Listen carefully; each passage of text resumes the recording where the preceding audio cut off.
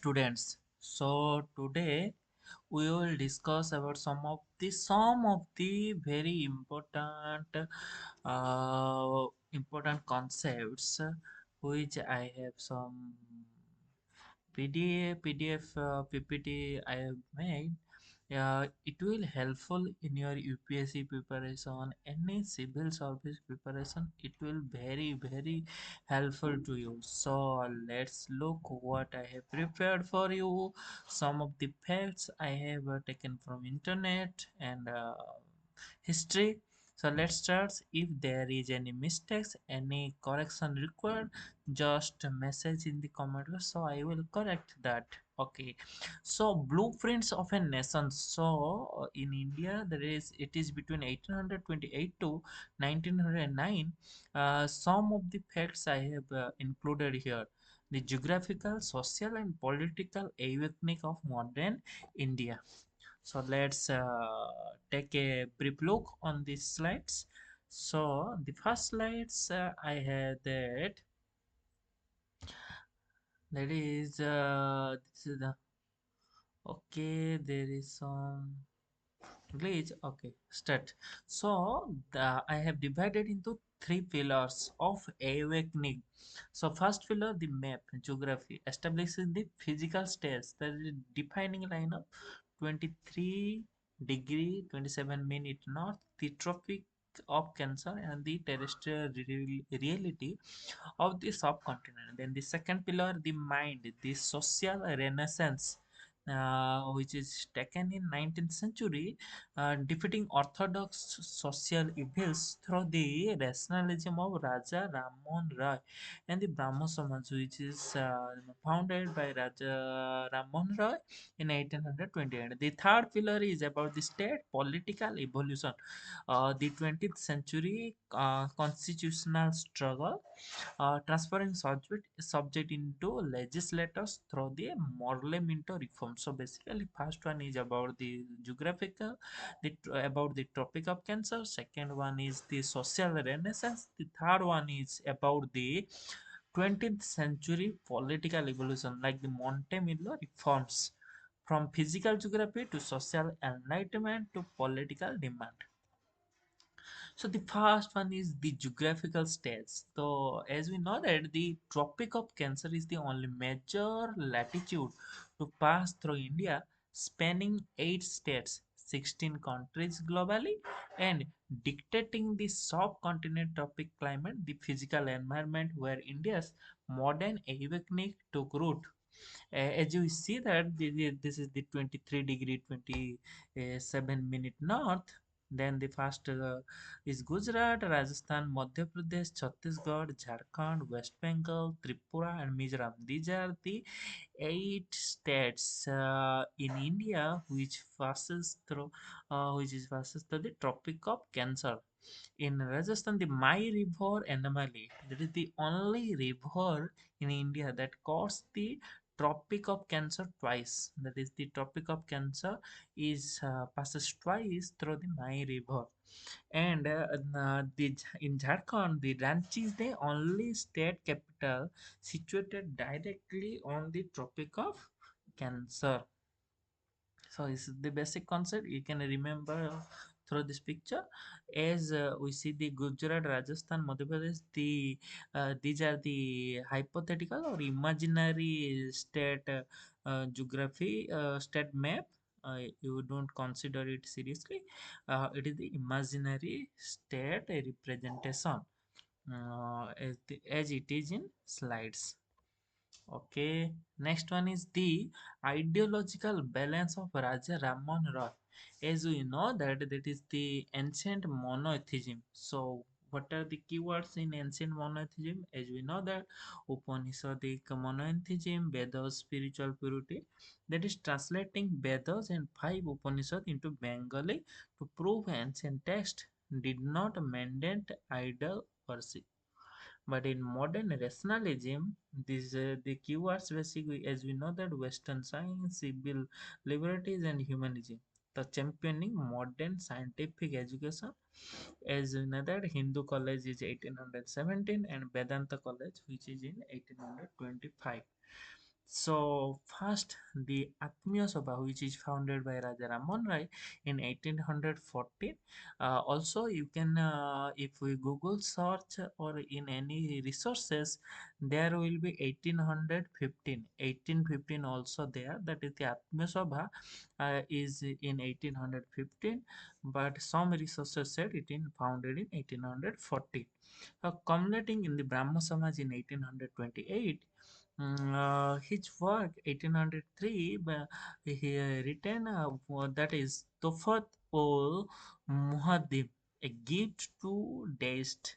That is the what is the meaning of deist? If we found that is the a deist is a person who believes in the existence of a single supreme creator God based on reason and nature rather than the religious revelation, dogma, or scripture. Deists believe God created the universe but does not intervene in its affairs, perform miracles, or influence human life. Upon describing God as a clockmaker who left the world to run on its own. Okay, so led by the foundation expunging irrational religious belief and fusing Indian spirituality with Western rationalism. Okay, the Raja Ram Mohan Roy, the father of modern India, who is the Indian Renaissance started here. Okay, then the Brahmo Samaj intervention translating theory into reform. So first one is Sati widow warning.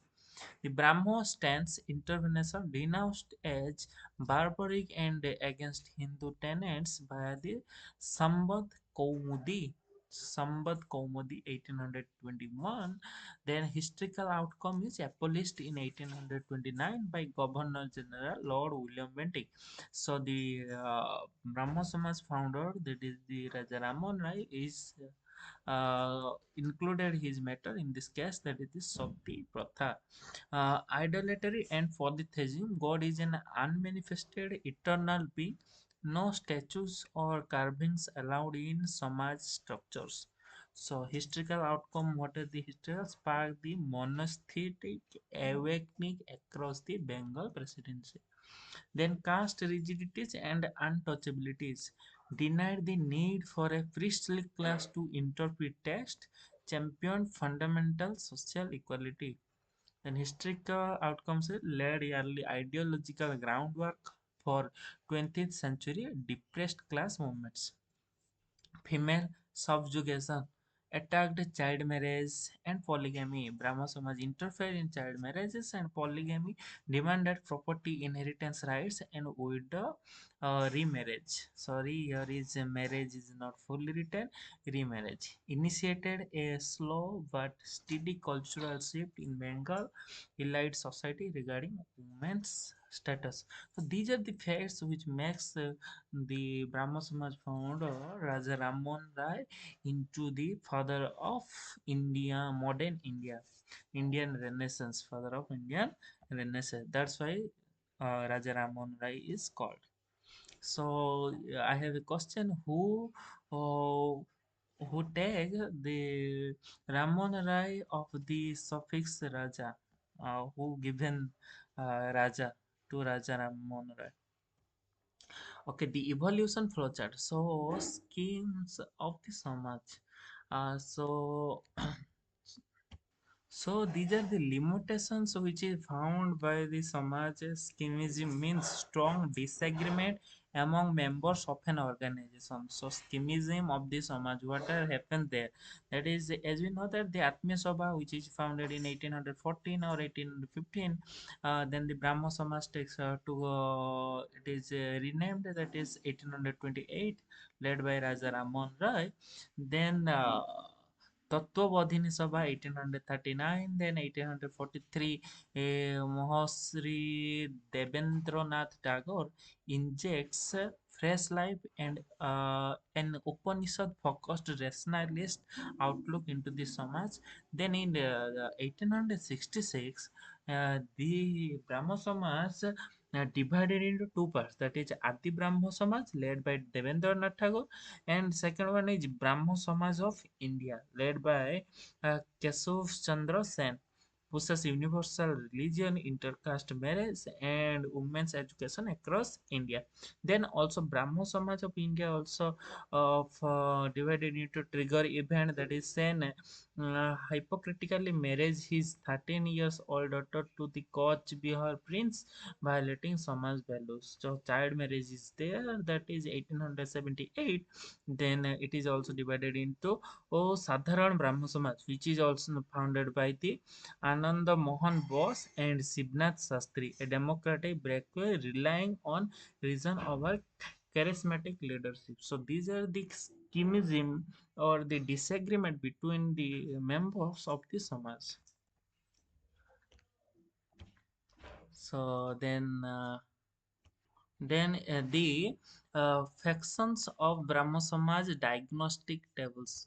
So the factions of the Brahmo Samaj diagnostic table. So faction meaning a small group of people within a larger one whose members have some different aims and beliefs to those of the larger group. So these are the factions. These are different peoples which take the Brahmo Samaj into different category. So key leaders is Debendranath Tagore in Adi Brahmo Samaj of India, and Sadharana Brahmo Samaj. So what are the difference? So Adi Samaj led by the Debendranath Tagore and Rajnarayana Bose. Then Brahmo Samaj is led by Keshav Chandra Sen. Then Sadharana Brahmo Samaj is led by Ananda Mohan Bose and Shivnath Sastri. And core philosophy. What are the core philosophies of these groups? So Adi Brahmo Samaj believes in pure monastetic Hinduism, balanced traditional values with modern ideas. But the Brahmo Samaj is some radical and universalist, incorporate teachings of other religions, modern style, that is Christianity, Islam, and modern things. Then Sadharana Brahma Samaj is inclusive democratic framework, relies on region of our individual charismatic leaderships. Then stands on social reform. So what are the social reforms they take? Different categories, but they have social reforms in the is their own criteria. That is the opposed extreme social changes, believed religious reform should not dictate social life. Then Brahmo Samaj is aggressive social reform, promoted intercaste marriages and anti-caste campaigns. Then Sadharana Brahmo Samaj is fierce advocacy for gender equality, women's rights, and mass education. So these are the basic. Then the geopolitical pressure cooker, that is pre 1909. What are the geopolitical things happen? The 1905 catalyst. So Lord Curzon's partition of Bengal ignites massive uprising and nationalist fervor, proving British authorities can no longer ignore Indian sentiment. So in 1900, Lord Curzon thinking that Indian cannot be ignored more. The moderate and extremist post. The INC demands self-governance, home rule. In 1906, Gopal Krishna Gokhale directly lobbies Secretary of State John Morley in England. Then the Simla deputation. What is the Simla deputation? In 1906, an elite Muslim delegation led by Aga Khan meets Viceroy Lord Minto, demanding a separate electorate to protect minority political interests. So these are the geopolitical tensions happens in this moment. So the three things coincides to the need for constitutional reform. So Secretary of State John Morley and Viceroy Lord Minto recognized that to stem the growing tide of nationalism, they must concede limited Indian involvement in governance. So this is the Morley Minto reforms which will take place in pre 1900. Then the 1909 power dynamics maps. What is this? That is the concessions of representations. That is the Central Legislative Council expanded from 16 to 60, 16 to 60 members. Provincial Council expanded 50 for Bengal, Madras, Bombay, 30 for Punjab, Burma, Assam. Milestone Satyendra P. Sinha appointed as the first Indian member of the Viceroy's Executive Council. Know the name, that is Satyendra Prasanna Sinha. Then the executive anchor, so governance, strict executive veto retained by the viceroy and governors. No discussion permitted on foreign policy or princely states. The catch: elections were entirely indirect, local bodies to electoral college to provincial to central. A classical British liberal tactic offered the platform for debate, resolution, budget discussions without surrendering the level of legislative control. So these are the things the governance scale shows us.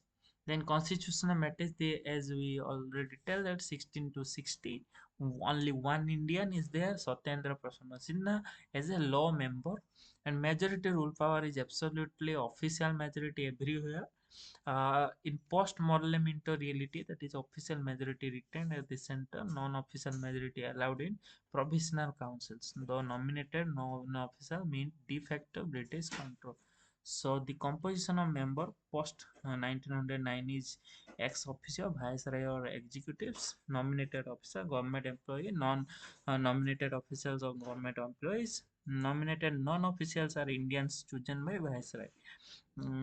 As a law member, as we see that Swatendra Prasanna Sinha, elected members via indirect election, in elected members via indirect election. Then this is the catch, that is the mechanism of the communal electorate. In Montemello, the general electorate takes place, the nationalist visions. There are mixed citizens voting together for shared geographical representative. But the separate electorate happens in 1909. That is, Muslim voters specifically isolated to vote only for the earmarked Muslim candidates. So Lord Minto becomes the father of communal electorate, which is also Lord Minto, father of communal electorate. While intended to protect minority rights, this mechanism formalizes communal representation of Indian politics, laying the earliest structural groundwork for the eventual partition of the subcontinent. Then synthesis, the map and the mind and the state. The thread of the mind, that is Raja Ram Mohan Roy and Brahmo Samaj fought to dismantle caste, superstition and orthodoxy to create a unified, rational and modern Indian society capable of self-determination. Then the thread of the state, that is in 1809, the intellectual class successfully forced the British to concede political representation. However, the Parliamentary reforms introduced the communal electorate. So the great paradox, that is the social reformers spent a century trying to erase the societal lines that divided Indians. The British state, upon finally granting political power, codified new divisions into law based on religion. The state fractured the very unity of the mind had fought to build. The leisure of awakening, the geographical reality as the social victory and the political precedent. The 19th century Indian Renaissance built the intellectual capacity for independence. The early 20th century constitutional reforms spellings there, reform define the complicated divided reality of nation that would inherit it. Thank you guys, thank you for listening me. Okay, so like, subscribe, share with your friends. So these are the blueprints of nations. So I will bye, sign off, bye bye, tata.